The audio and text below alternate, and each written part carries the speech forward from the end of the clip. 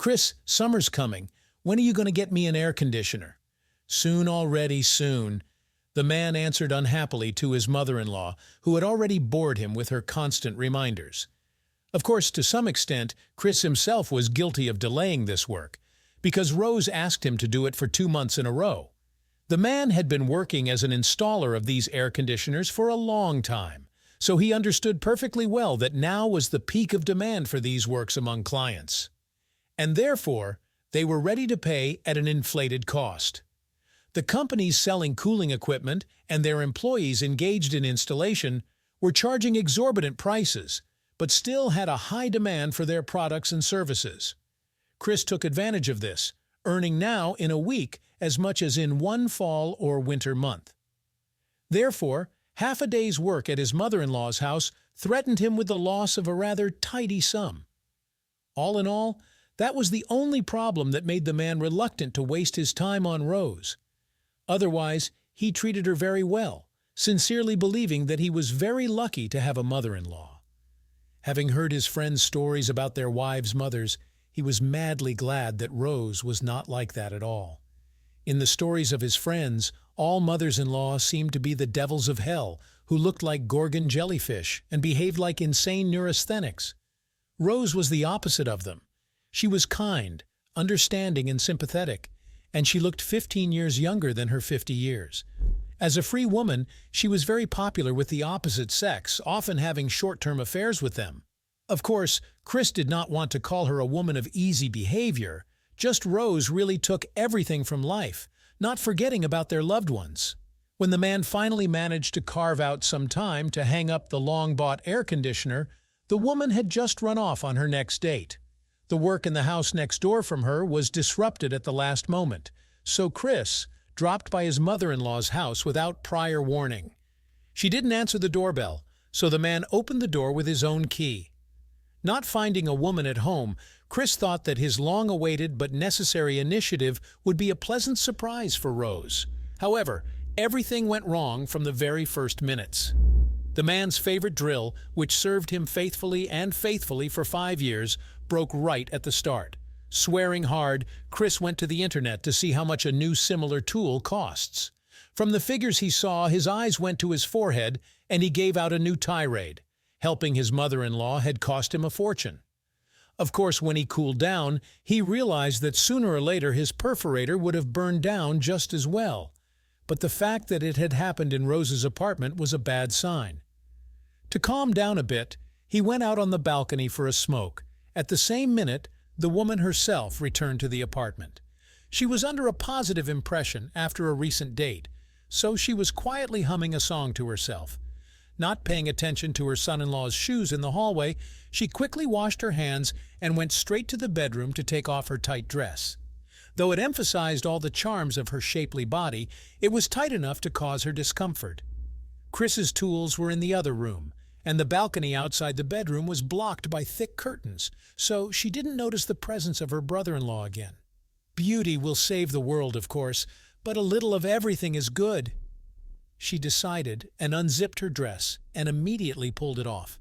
She rubbed her hands over the places that were especially tight with the fabric and decided to go completely naked. But she only had time to take off her bra. Chris didn't understand what he was more afraid of: the sudden image of the woman in front of him, or her loud scream. They literally jumped away from each other in different directions out of fright, until Rose realized that she was almost completely naked and covered her lush breasts. Her son-in-law was rewarded with a beautiful view of her nakedness. "What are you doing here?" again the woman shrieked. "I came to hang the air conditioner. You asked for it. Yes, 2 months ago. And now this moment has come.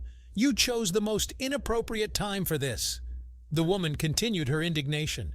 "Well, first of all, I apologize, and secondly, if it calms you down and makes you happy, you look great." Chris was the first to come to his senses and decided to smooth things over. Having given this unexpected compliment, he proudly retired to the next room, where he immediately began to collect his tools. In a couple of minutes, his mother-in-law came out to him, blushing visibly from shame and nice words to her. Having looked at her son-in-law's packing and at the still-sealed air conditioner, she asked in surprise, "Why are you leaving? Did what you saw throw you off balance? I'm glad you took the incident with a sense of humor. I'm not in the mood for humor. I lost a friend. He patted his palm on the perforator lying on the floor. Did it break? Yeah. Is it expensive? I wish you didn't know. Well, let me compensate you a little for the financial loss. Thank you, no need. You've made me very happy today. The man winked at her. I'm also glad that the sight of an old lady didn't scare you.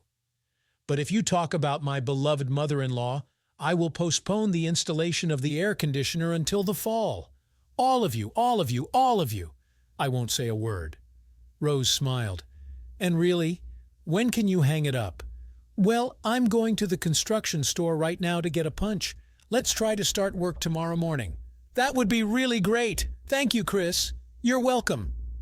Having parted with almost 3/10,000 of rubles, the man decided to take the perforator to his mother-in-law's house right now, so as not to carry it halfway across the city back and forth twice. As he approached her apartment, the image of a naked woman again surfaced before his eyes. My wife is good, of course, but I envy Rose's lovers too, he thought, and rang the doorbell. The mother-in-law didn't answer again. Thinking that she had gone out again, Chris unlocked the door again with his key. Rose, on the other hand, was simply in the bathroom at that moment, taking a shower, so she did not hear his call. Not expecting his son-in-law's return visit, the woman, as usual, went out into the hallway wearing only a towel, and that was tied not on her body, but on her head. To her credit, this time she didn't even shriek. Quickly pulling herself together, she decided not to cover herself, and with her arms at her sides, she let her son-in-law admire her naked body. Chris, is that how you do it? I don't know, but I like it, the guy quipped back. Oh, come on. The woman still didn't cover herself, not seeing any need for it anymore. What time should I expect you tomorrow? Let me be there by 10. Okay, I'll try to remember to get dressed by then. What's the point? Her son-in-law kept smiling. You're good. That's it. Get lost, she said kindly. The next morning Rose did indeed meet him dressed, which even a little upset the fantasized man. This time the work boiled over from the first minutes. Chris couldn't get excited about his new instrument, the productivity of which simply exhilarated him.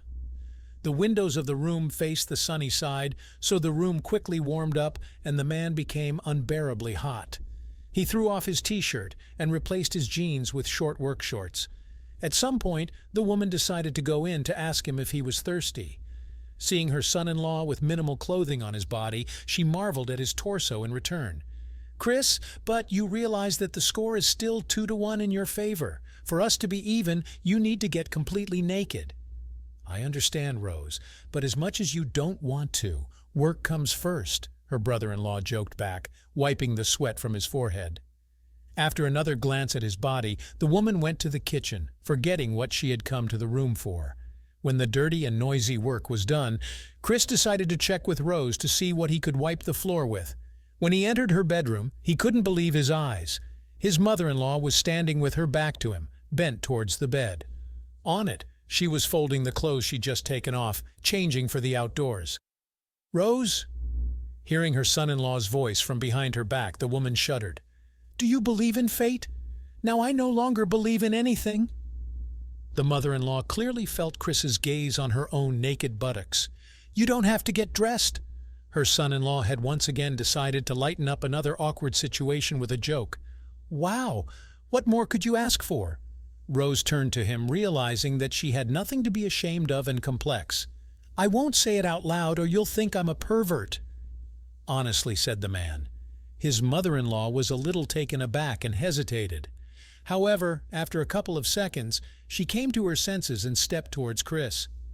Speak up, or better yet, act. Emancipated relatives have long been on the same wavelength and perfectly understood that they want the same thing. My hands are dirty. Chris tried to return the initiative to the woman. All by myself, all by myself. Rose took the man by the elastic band of his underpants and, pulling him to herself, pushed him on his own bed. Where are you going? After a while asked the naked woman, reluctantly letting go of her son-in-law. Do you want to hang the air conditioner? I want to finally wash my hands, and the air conditioner can wait. I'll be right back to you. He winked at his mother-in-law.